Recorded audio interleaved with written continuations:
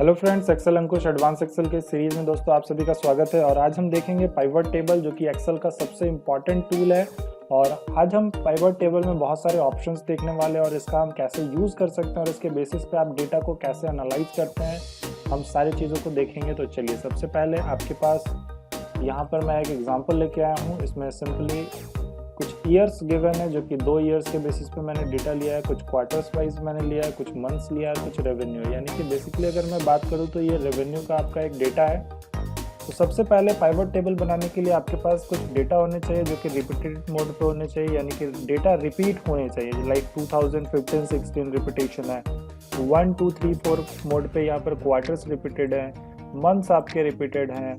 तो इस तरह से आपके पास कुछ डेटा होने चाहिए, साथ ही साथ आपके पास कुछ नंबर वैल्यू होने चाहिए जिसके बेसिस पे आप कैलकुलेशन पार्ट को करेंगे। तो सबसे पहले इसको मैं सेलेक्ट करूंगा, सेलेक्ट करके मैं इंसर्ट पे जाऊंगा, पाइवट टेबल पे जाऊंगा। तो पाइवट टेबल बेसिकली क्या करता है कि आपका जो भी डेटा होता है उसको एक स्ट्रक्चर प्रोवाइड करता है, उसको एक ऐसा समराइज वे प्रोवाइड करता है जिसके बेसिस पे आप डेटा को इजीली इवेलुएट कर सकते हैं, उसको फिल्टर कर सकते हैं, उसको कैटेगराइज कर सकते हैं, उसको समराइज कर सकते हैं, ताकि आप अपना रिपोर्टिंग को कर सके, आप अपने एनालिसिस पार्ट को उसमें कर सके।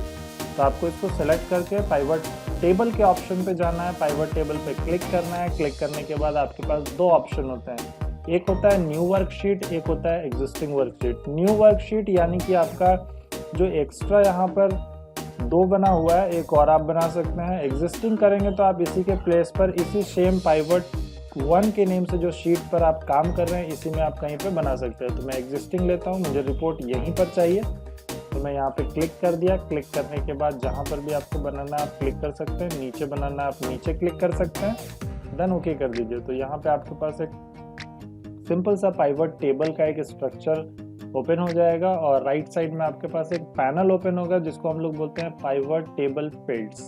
ओके, अगर सपोज पाइवट टेबल फील्ड्स आपका क्लोज हो जाता है तो आपको सिंपली क्या करना है कि इस एरिया पर क्लिक करना है। इस एरिया पर क्लिक करने के बाद आप सिंपली एनालाइज ऑप्शन पे जाएंगे। एनालाइज मेन्यू जो है वो तभी ओपन रहेगा जब आप इस एरिया पर क्लिक किए। अगर आप बाहर क्लिक कर देते हैं तो वो एनालाइज पार्ट जो होता है वो रिमूव हो जाएगा, हट जाएगा, वो हाइड हो जाएगा।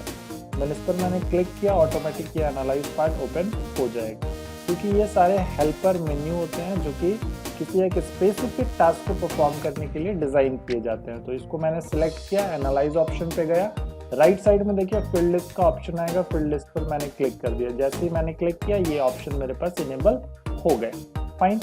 अब हो सकता है कि आपका ये जो लुक है ये थोड़ा अलग रहे, तो उससे कोई दिक्कत नहीं है, ये ऑप्शंस आपके पास अवेलेबल होंगे। जैसा भी लुक है आपका, कुछ ऑप्शंस गिवन होंगे टिक करने के लिए। फिल्टर के ऑप्शन, तो सबसे पहले मैं ईयर को लूंगा, ईयर को लेके मैं फिल्टर वाले ऑप्शन पे ड्रैग कर दिया। फाइन। तो ईयर क्या हो गया मेरा, फिल्टर वाले ऑप्शन पे यहाँ पे आ गया। उसके बाद मैं क्वार्टर को लिया, क्वार्टर को मैं रॉ में डाल दिया, तो यहाँ पे ये देखिए क्वार्टर शो कर दिया।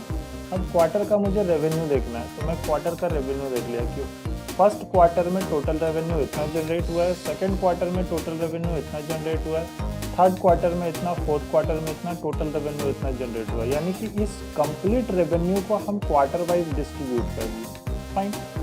देन इसको मैं हटा दिया, मुझे मंथ वाइज देखना है, मैं मंथ को रॉ में ड्रैग कर दिया। अब किस मंथ में कितना आपका रेवेन्यू जनरेट हुआ आप वो भी देख सकते हैं यहाँ पे। लाइक यहाँ पे आपका कोई डेटा अगर रिपीटेड मोड पर है और उसका आपको फिर से चेक करना है कि टोटल कितना हुआ, तो आप डायरेक्टली यहाँ से कैलकुलेट कर सकते हैं। आपको मंथ वाइज नहीं करना है, आपको ईयर वाइज करना है। आप ईयर को यहाँ ड्रैग कर दीजिए, 2015 में कितना हुआ है, 2016 में कितना हुआ है, उसको आप चेक कर सकते हैं। अब इसके अंदर मुझे क्वार्टर शो करना है, मैं इसके अंदर क्वार्टर ले लूँगा।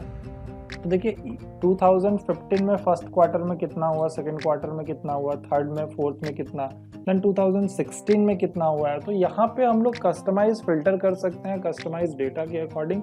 देन अब इसको मैं मंथ को क्या करता हूँ, कॉलम में डाल देता हूँ। तो देखिए यहाँ पे मंथ को जब मैं कॉलम में डाल दिया तो यहाँ पर आप देख पा रहे हैं कि मेरे पास जो रिपोर्ट बना है एक क्लियर पिक्चर रिपोर्ट है, जो जनवरी में कितना हुआ है सेलिंग, किस क्वार्टर में कितना हुआ है सेलिंग, किस ईयर में टोटल कितना हुआ है वो भी बता रहा है। हर एक इंडिविजुअल मंथ का, हर एक इंडिविजुअल आपके क्वार्टर्स हैं उनका और ईयर का, सारे चीज़ों को आप इजीली सिंगल व्यूज में देख सकते हैं, कंबाइंड व्यू में देख सकते हैं। तो ये पाइवट टेबल की सबसे खास बात होती है जो कि आप यूज़ कर सकते हैं अपने डेटा को समराइज करने के लिए। एक ऐसा समरी रिपोर्ट यहाँ पर मेरे पास रेडी है कि हम डायरेक्ट देखकर बता सकते हैं कि क्वार्टर 1 में मेरे पास कितना सेलिंग हुआ है, क्वार्टर 2 में कितना सेलिंग हुआ है, 2016 में कितना है, 2015 में कितना है, किसी एक पर्टिकुलर मंथ का टोटल, हर चीज़ यहाँ पर आपकी अवेलेबल है। तो इस तरह से आप सिंपली क्या कर सकते हैं, डिज़ाइन कर सकते हैं पाइवट टेबल अपने डेटा एनालाइज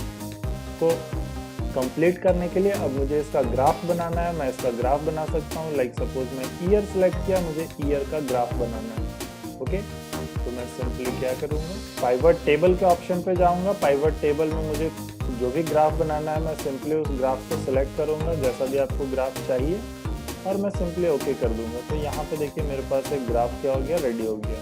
इसको आपको जहाँ पर रखना है वहाँ पे उसको सेट कर सकते हैं। फाइन।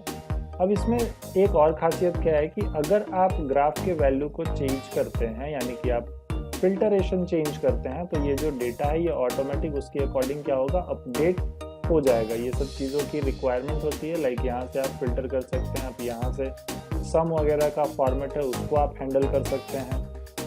तो रेडीमेड बना बनाया सारा चीज़ आपको यहाँ पर मिलता है, जो कि आप सिंपली अपने किसी पर्टिकुलर डेटा के लिए ग्राफ डायरेक्ट बना सकते हैं, और वो ग्राफ होगा आपके इस कंडीशन के अकॉर्डिंग ऑटोमेटिक अपडेट वाला। यानी कि जैसे जैसे आप इवैल्यूएशन चेंज करते जाएंगे, क्राइटेरिया चेंज करते जाएंगे, अपना कंडीशन यहाँ पर आप पुटअप करते जाएंगे, उसके बेसिस पे ये ऑटोमेटिक क्या होगा, चेंज होता जाएगा। तो इस तरह से आपको पाइवट टेबल बनाना है, और पाइवट टेबल के बेसिस पे आप इन कैटेगरीज के बेसिस पे रिजल्ट को कैसे फाइंड आउट कर सकते हैं, उनको डिफरेंट फील्ड्स में आप डाल के कैसे कैलकुलेशन कर सकते हैं, वो सारी चीज़ों को करना है। अब ईयर जो है, ईयर को मैं वैल्यू पे नहीं डाल सकता क्योंकि ईयर को मुझे जोड़ना नहीं है।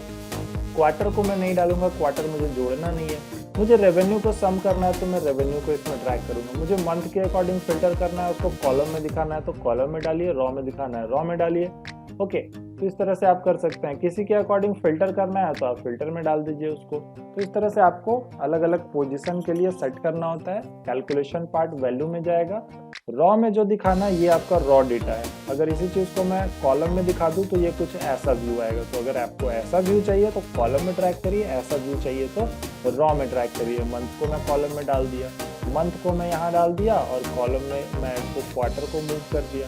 तो देखिए इस तरह से कुछ डेटा आ गया। तो आप यहाँ पे इवैल्यूएशन कर सकते हैं, चेक कर सकते हैं, एनालाइज कर सकते हैं, समराइज कर सकते हैं। उसके बेसिस पे डेटा को आप एनालिसिस कर सकते हैं कि आपका जो डेटा है किस किस केस में क्या इफेक्ट कर रहा है। ओके, तो उम्मीद है आपको ये सारे सब बातें समझ में आई होगी, और आप इसको प्रैक्टिस करें। इसमें थोड़ा और प्रैक्टिस चाहिए, और इसी का एक और ट्यूटोरियल मैं लेके आऊँगा जिसमें मैं आपको इसके कुछ ऑप्शंस और बताऊँगा जो कि आपके लिए इम्पोर्टेंट है। तो thank you very much, happy learning.